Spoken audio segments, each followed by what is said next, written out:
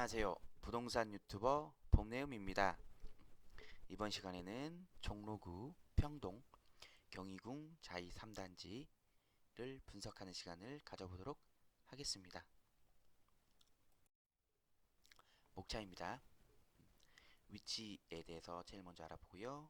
단지 전경, 평면도, 실내 사진, 기본 정보, 지역 분석, 가격 분석, 교통 환경과 인근 단지 비교 분석을 통해서 결론을 도출해 보도록 하겠습니다. 위치입니다. 위치를 보시면 서울시 종로구도 역시 중구와 마찬가지로 서울의 중심에 위치해 있고요. 왼쪽으로는 서대문구, 그리고 은평구, 그리고 위쪽으로는 성북구와 인접해 있고요. 오른쪽으로는 동대문구, 아래쪽으로는 중구와 인접해 있는 것을 볼 수가 있겠습니다. 다음으로 경희궁자이 3단지가 있는 평동의 위치를 보시겠습니다. 종로구에서도 맨 아래에 위치해 있는 것을 볼 수가 있겠습니다. 3D 지도를 한번 보시겠습니다. 3D 지도를 보시면 오른쪽에 강북 삼성병원이 바로 붙어 있고요. 그리고 경찰박물관이 있고요. 경찰박물관, 농업박물관 이렇게 있고요. 경찰박물관, 농업박물관 있고 경희궁이 또 바로 있습니다. 경희궁이 또 바로 있는 걸 보실 수가 있고요. 왼쪽 편으로는 지금 빌라가 굉장히 많은 걸 볼 수가 있죠. 거의 빌라촌이 엄청나게 많이 형성되어 있는 것을 보실 수가 있겠습니다. 다음으로 세부 지도를 한번 보시겠습니다. 보시면 여기 경희궁 3단지가 위치해 있고요. 아까 지도에서는 안 보였는데 아래에 서울 적십자병원도 있고요. 병원이 둘러싸고 있습니다. 아파트를. 그리고 경희궁도 있고 2단지, 자이 2단지와 자이 1단지, 자이 4단지가 있고 그 옆쪽에 또 독립문까지 있는 것을 보실 수가 있겠습니다. 그리고 아래쪽으로 서대문역, 5호선 서대문역이 있는 것도 보실 수가 있고요. 조금 더 가야 되지만 광화문역도 인근에 있는 것을 볼 수가 있겠습니다. 다음으로 단지 전경입니다. 네, 보시면 왼쪽은 지금 단지 전체 모습이고요. 보시면 여기 좀 모자이크로 되어 있는데 이게 단지 내 상가의 모습입니다. 굉장히 길게 들어져 있는 것을 보실 수가 있고요. 경희궁자이 이제 정문입니다. 정문의 모습을 볼 수가 있고요. 다음으로는 단지 안의 모습, 단지 내부의 모습을 볼 수가 있겠습니다. 다음으로 단지 주변의 분위기를 한번 보겠습니다. 네, 여기도 지금 보시면은 앞쪽, 아까 그 상가 많은 쪽이고요. 그 건너편 쪽은 조금 노후된 상태의 상가들이 좀 많이 있는 걸 볼 수가 있고요. 그리고 이쪽 방향은 좀 한산한 모습이죠.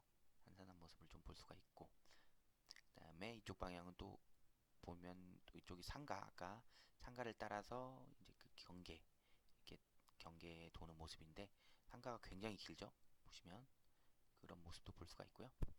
그리고 이거 산책하는 모습들도 볼 수가 있죠. 굉장히 조경이라든지 이런 것들이 잘 돼 있어 가지고 산책도 많이 하는 모습을 볼 수가 있겠습니다.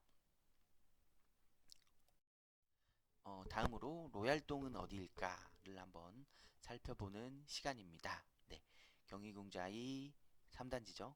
3단지를 보시고 이 경희궁자이 3단지의 방향대로 이 단지 그 평면도를 한번 돌려봤습니다. 한번 하나하나씩 재미로 한번 보겠습니다.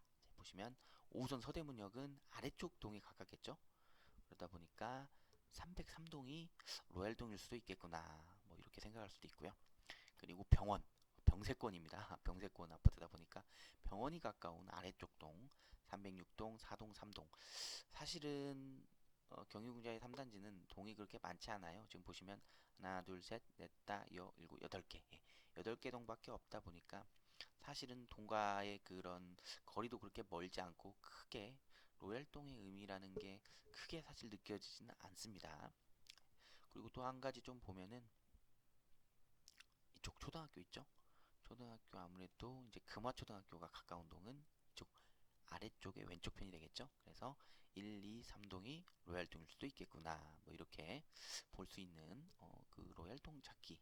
네, 이것도 흥미있게 한번 봐주시면 감사하겠습니다.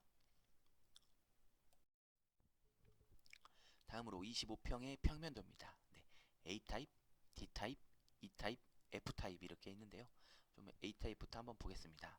네, A타입은 우리가 자주 보는 그런 맞동풍 구조고요. 3베이 형태 많이 보는 구조입니다. D타입은 4베이네요. D타입 4베이에다가 마통풍 구조에다가 이렇게 보시면 되고 진짜 좋은 그리고 다용도실까지 있는 D타입이 상당히 좀 잘 빠진 것 같죠? 네, 그렇게 보이고요.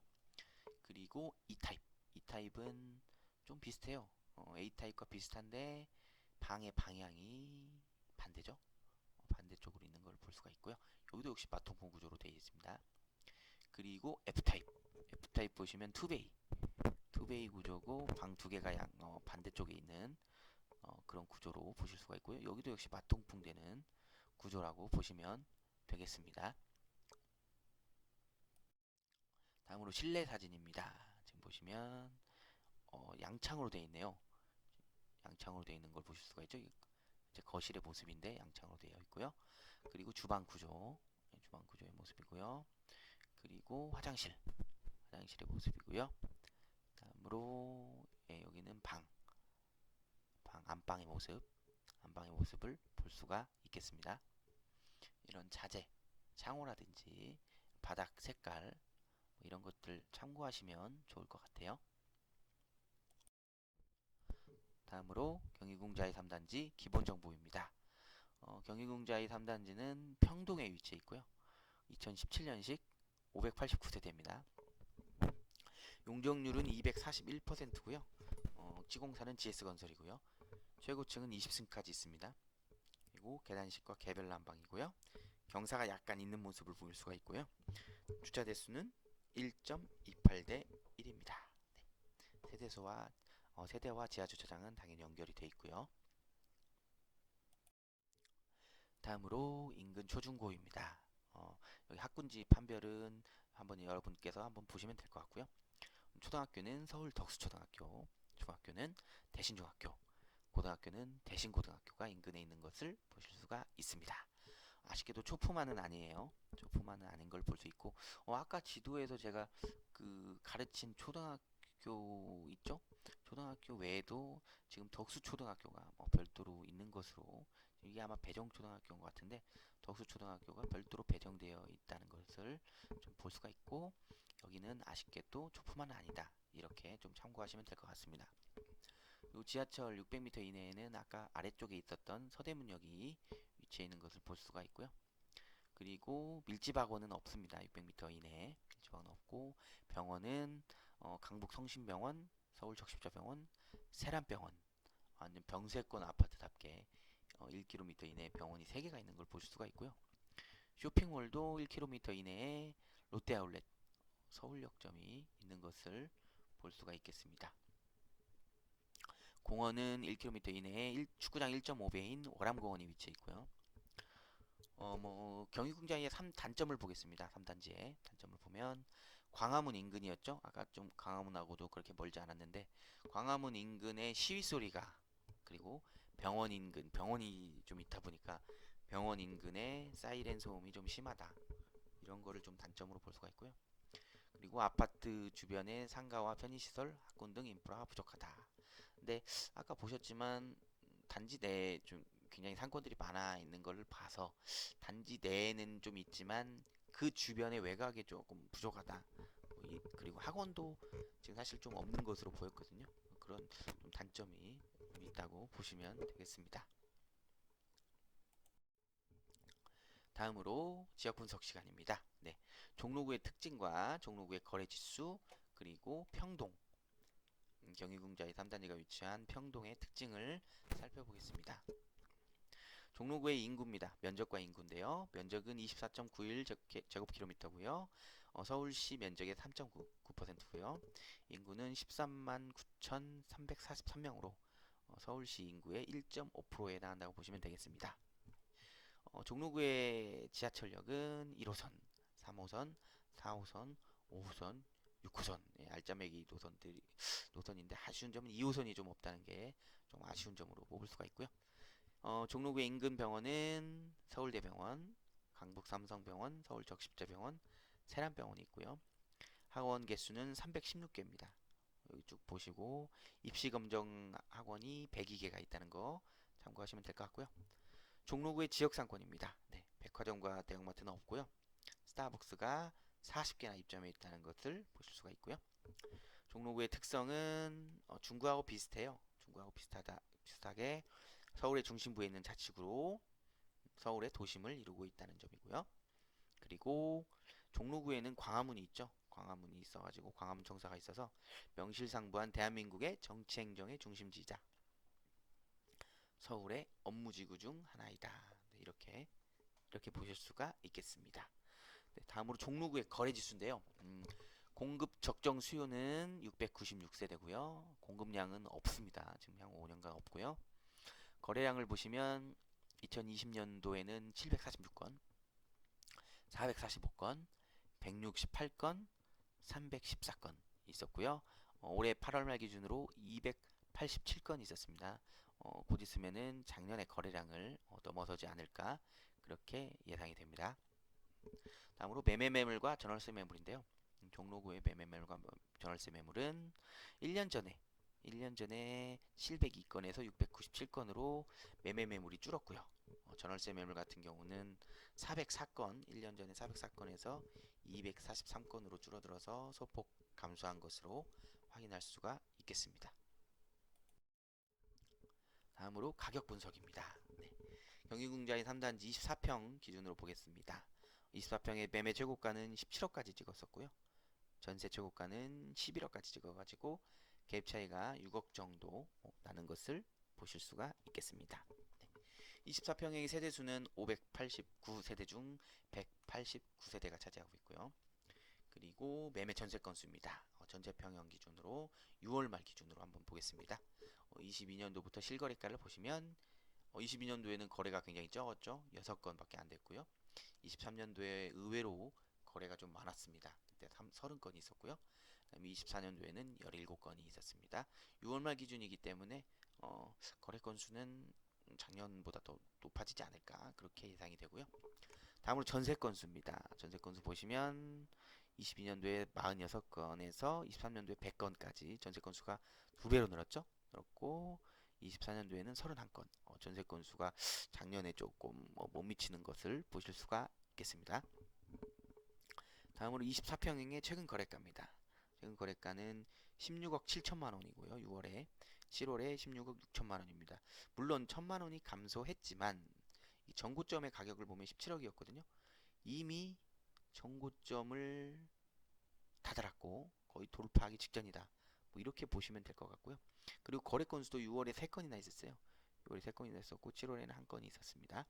지금 보시면 경희궁자의 3단지 같은 경우는 지금 2023년 2월 달에 14억 1천만 원 지금보다 한 2,500, 600 정도가 싼데 그 14억 1천만 원으로 좀 최하점을 찍었다가 그러고 나서 서서히 이렇게 오르고 있는 모습을 보실 수 있고 이제 올해 상반기 4월 정도부터 해서 갑자기 급격하게 수직 상승한 것을 볼 수가 있겠습니다. 24평형의 KB시세 호가인데요. 호가는 현재 KB시세는 16억 3천만 원이고요. 최고 호가는 18억 5천만 원, 최저 호가는 18억입니다. 지금 보시면 KB시세 대비 2억 이상이 호가가 높게 책정된 걸 보실 수가 있죠. 최저 호가도 굉장히 높은 것을 보실 수가 있겠습니다. 과연 이 고가로 거래가 될까요? 조금 힘들지 않을까 저는 그렇게 생각을 합니다. 다음으로 교통 환경입니다. 아파트와 업무지구까지의 우리 8대 업무지구라고 하거든요. 서울의 7대 업무지구와 판교, 테크노밸리까지 포함해서 8대 업무지구까지의 거리, 지하철과 뭐 버스 그리고 자차 이동식 거리를 한번 보겠습니다. 거리와 시간을 보겠습니다. 네.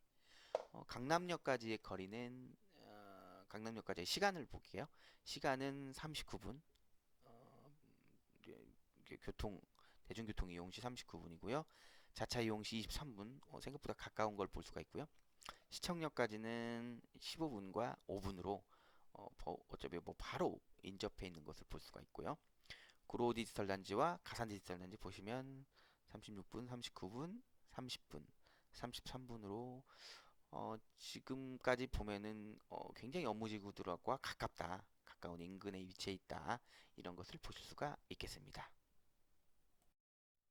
다음으로 5호선 여의도역, 여의도역도 굉장히 가까워요. 지금 보시면 지하철 서대문역으로 바로 11분이면 가거든요.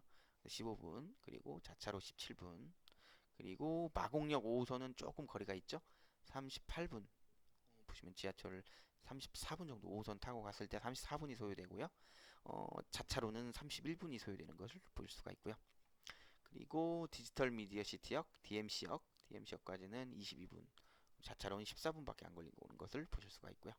신분당선도 지금 보시면 지하철은 아니고 지금 버스가 있거든요. 간선버스 이용하고 광역버스 이용해가지고 48분 정도가 소요되는 것을 볼 수가 있고, 자차로 이용 시에도 41분 걸린다는 것을 보실 수가 있겠습니다. 지금 이 시간이 지금 오전 6시거든요. 오전 6시다 보니까 조금 이제 우리가 가장 많이 붐비는 시간대는 아니다.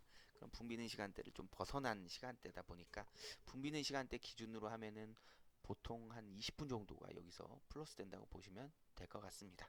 그래도 이 경희궁자이의 위치가 워낙 좋다 보니까 웬만한 그 업무지구까지 뭐 아무리 많이 걸려도 판교 제외하고 40분 정도면은 충분히 주파가 가능하다고 보시면 되겠습니다. 다음으로 인근 단지 비교 분석입니다. 지금 보시면 경희궁 3단지하고 2단지, 그리고 무학현대는 조금 올라가야 되는데 무학현대가 있고요. 인왕산 아이파크, 이 4개의 단지를 한번 좀 비교를 해봤는데요. 쭉 보시면은 이 3단지와 2단지는 17년식이고요. 무학현대와 인왕산 아이파크는 조금 이제 특히 이제 무학현대는 좀 구축이고요. 완전 구축이고 인왕산 아이파크는 좀 구축으로 접어드는 그런 곳이라고 보시면 되겠고요. 가격 비교를 해보면 지금 이 세 군데는 25평이고 인왕산 아이파크는 33평이고요. 평당가 한번 볼게요. 확실히 그 경희궁자 이 3단지, 2단지가 평당가가 굉장히 높은 걸 볼 수가 있고요. 무학현대가 가장 낮았죠. 연식도 가장 오래됐고 가장 낮았고, 인왕산 아이파크가 4,200만 원 정도 평당, 이 정도를 형성하는 것으로 보이고요. 그리고 여기 한 가지 좀 보시면 독립문역, 3호선 독립문역이 인왕산 아이파크와 무학현대는 가깝죠. 거의 뭐 초역세권이라고 무방할 정도로 가깝고요. 그거 보시면 되고, 2단지는 아무래도 조금 떨어져 있죠. 서대문역하고 경희궁자이 3단지 다음이니까 조금 떨어져 있음에도 불구하고 2단지의 가격이 어떻게 보면은 비슷하다. 3단지보다 좀 떨어지지 않는다. 이렇게 좀 보시면 될 것 같은데, 그 이유 중에 하나는 세대수가 좀 많죠. 2단지가 좀 대단지다 보니까, 그리고 또 평지거든요. 그러다 보니까 이제 그 3단지보다 지하철이 좀 멀리 떨어져 있음에도 불구하고 가격을 비슷하게 형성하고 있다. 네, 이렇게 보시면 될 것 같습니다. 네, 아무리 지나치지도 않은 우리가 부동산 투자를 하기 전에 반드시 고려해야 할 세 가지 사항, 황금성, 수익성, 리스크 관리, 이 세 가지를 반드시 사전에 대비하여 준비하시고 투자해 나가시기를 바라겠습니다. 네, 마지막으로 입지 점수 확인하는 시간입니다. 500세대 이상 아파트 564개소를 제가 사전에 입지 점수 조사를 했을 때 평균 점수가 83점이었거든요. 과연 경희궁자이 3단지 아파트의 입지 점수는 몇 점일까요? 두구두구두구두구두구두구두구두구두구. 바로 88점을 기록했네요. 서울의 입지 평균 점수보다 높게 나왔네요. 아무래도 서울의 중심부에 있는 자치구거든요. 종로구라는 곳이 자치구고, 그 중에서도 희귀한 준신축 아파트, 경희궁자이 3단지가 준신축 아파트이기 때문에 굉장히 그 위치가 좋다고 저는 생각을 합니다. 그리고 입지도 좋고 살기도 좋고, 그러다 보니까 아무래도 그 입지 점수가 굉장히 좋게 나온 것 같습니다. 네. 지금까지 긴 시간 동안 경희궁자이 3단지 분석 영상을 시청해 주셔서 감사합니다. 다음 이 시간에 뵐게요. 그때까지 안녕. 지금까지 부동산 유튜버 범내음이었습니다.